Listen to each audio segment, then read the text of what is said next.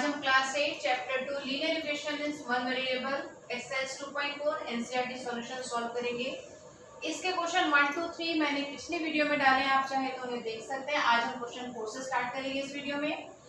Question 4 दिया हुआ है, one of the two digits of a two digit number is 3 times the other digit. If you interchange the digits of this two-digit number and add the resulting number to the original number, you get 88. What is the original number? इसमें दिया है कि दो digit का एक number है जिसमें एक डिजिट दूसरे डिजिट से 3 टाइम्स है। दैट मीन्स दो डिजिट का नंबर दिया है, सपोज हमने दो डिजिट का नंबर ले लिया 45, जिसमें जो 5 होगा वो होगा वंस प्लेस पे और 4 होगा टेंस प्लेस पे। ये दो डिजिट का नंबर दिया हुआ है हमारा। इसमें से वो कह रहा है कि एक डिजिट, कोई भी एक डिजिट, यानी हम मान लेते हैं कि टेंस की डिजिट जो है वंस की डिजिट से 3 टाइम्स है। अगर हम वंस की डिजिट को x मान रहे हैं तो टेंस की डिजिट जो होगी वो क्या होगी, इसकी 3 टाइम्स, दैट मींस 3x होगी। अब आगे वो कह रहे हैं कि अगर हम इन डिजिट्स को आपस में इंटरचेंज कर दें, यानी इनके प्लेसेस को चेंज कर दें, दैट मींस हम टेंस वाले को वंस पे ले लें, वंस प्लेस पे, और वंस वाले को टेंस प्लेस पे ले लें, तो रिजल्टिंग नंबर जो आता है इंटरचेंज करने के बाद उसे अगर हम ओरिजिनल नंबर में ऐड करें तो हमें क्या मिलता है, 88। हमें फाइंड करना है कि ओरिजिनल नंबर क्या है। अब हम इसे स्टार्ट करेंगे, लिखेंगे late the ones digit of the number be x. Let the tens digit of the number be, अब जो हमारी दूसरी डिजिट है वो क्या है, पहली डिजिट की 3 time, that means 3 into x which is equals to 3x। अब अगर हम इनको इनके प्लेसेस से मल्टीप्लाई कर दें, वंस वाले को 1 से और टेंस वाले को 10 से, तो हमें क्या मिल जाता है, नंबर मिल जाता है। अगर हम इसको 1 से मल्टीप्लाई करेंगे x से तो क्या मिलेगा x, और इसको हम 3x को 10 से मल्टीप्लाई करेंगे तो हमें मिलेगा 30x। दैट मीन जो हमारा नंबर होगा, ओरिजिनल नंबर, वो क्या होगा, 30x plus x which is equals to 31x। ये आ गया हमारा ओरिजिनल नंबर। अब आगे देखेंगे, वो कह रहे हैं कि हम इन डिजिट्स को जब इंटरचेंज कर देते हैं तो कंडीशन, ये हमारी कंडीशन 1 थी। अब हम कंडीशन 2 देखेंगे, let the ones digit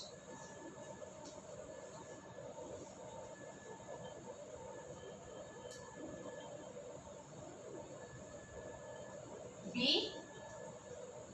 3x। ऐसा हमने क्यों लिया कि टेंस डिजिट हमने क्या मानी थी, पहले 3x डिजिट मानी थी।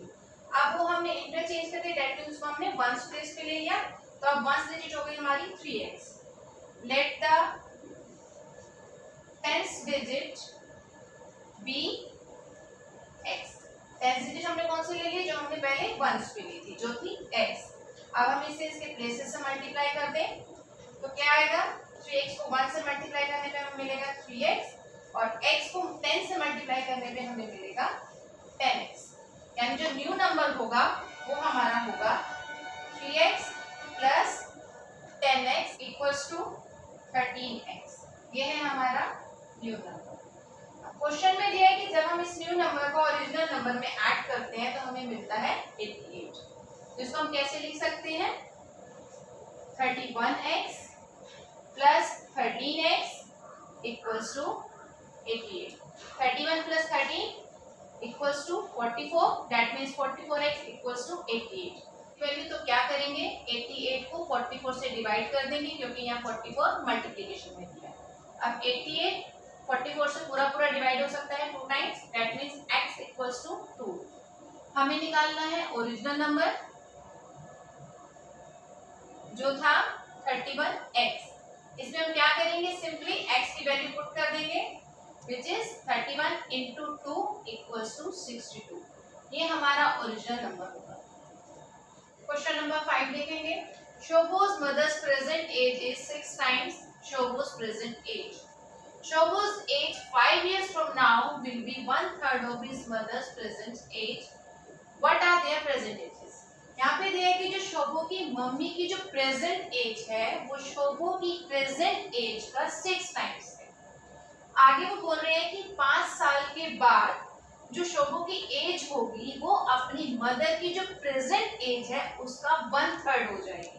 हमें फाइंड करनी है उन दोनों की प्रेजेंट एजेस। तो एज्यूम करेंगे let the present age of Shobho equals to x. The present age of Shobo's mother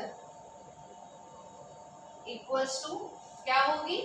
शोभोस की मदर की जो प्रेजेंट एज है वो क्या है? उसकी प्रेजेंट एज का शोभो की प्रेजेंट एज का 6 टाइम्स है। That means 6 into x equals to 6x। Question में आगे दिया है कि 5 साल के बाद जो शोभो की एज है वो अपनी मदर की प्रेजेंट एज का 1/3 हो जाती है। तो हम सबसे पहले लेंगे after 5 years the age of Shobho. Shobho की एज आफ्टर 5 years कितनी हो जाएगी?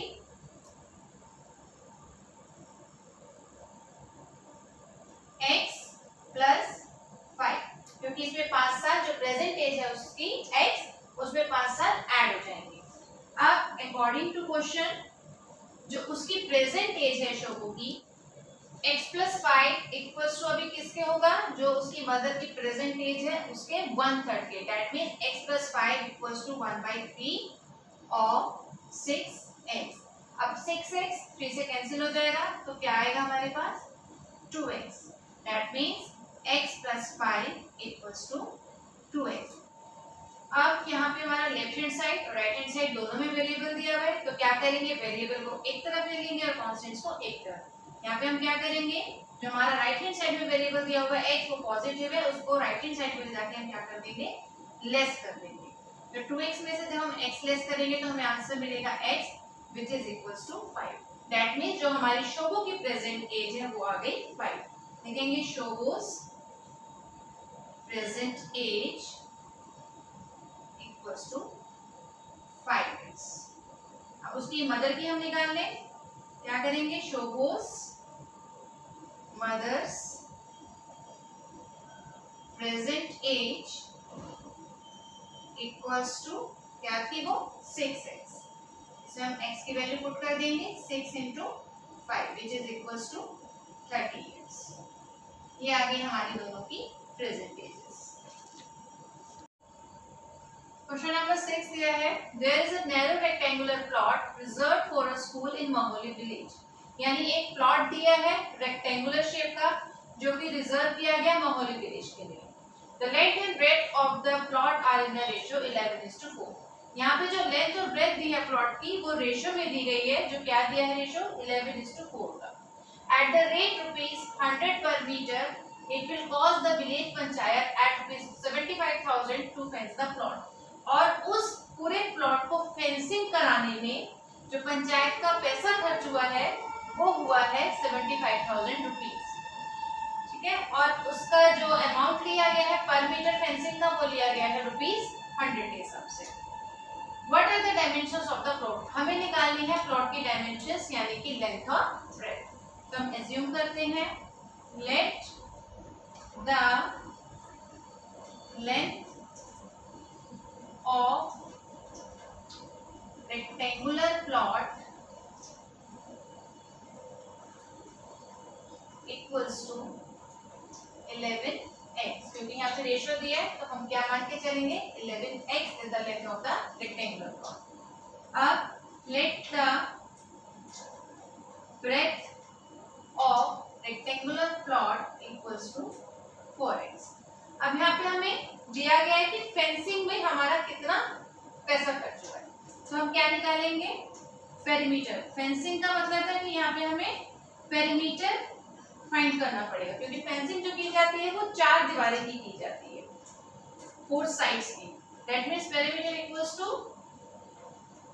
Total amount spent on fencing upon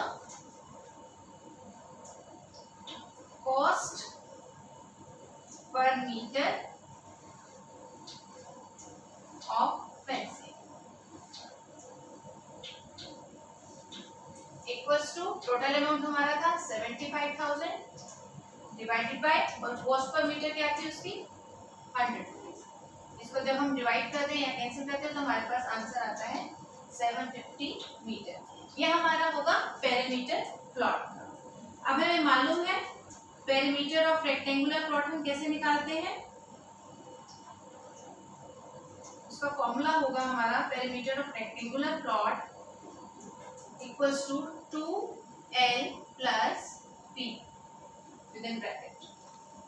अब पेरीमीटर हमने ले लिया 70 मीटर जो भी हमने कैलकुलेट किया है इक्वल्स टू 2, लेंथ हमारी थी 11x प्लस ब्रेथ हमारी है 4x। 11x plus 4x same variable है, ये प्लस हो जाएंगे आपस में which is equals to 15x। 750 equals to 2 into 15x। अब हम 2 को 15x से मल्टीप्लाई करेंगे तो हमें आंसर मिलेगा 30x। 750 equals to 30x। x की वैल्यू फाइंड करने के लिए हम क्या करेंगे 750 डिवाइडेड बाय 30, क्योंकि यहाँ पे हमारा x के साथ 30 मल्टीप्लिकेशन में दिया है। 0 से 0 कैंसिल। 75 को हम 3 से जब डिवाइड करते हैं तो हमारे पास आता है 25। ये आ गई हमारी x की वैल्यू।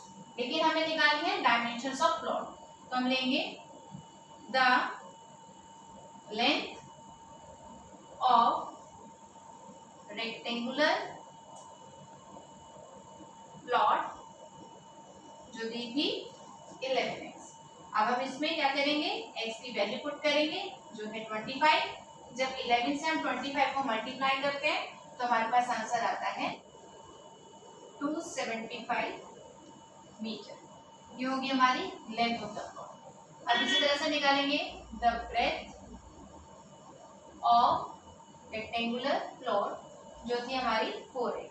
अब इसमें हम क्या करेंगे x की वैल्यू पुट करेंगे 4 इंटू 25 इक्वल्स टू 100 मीटर।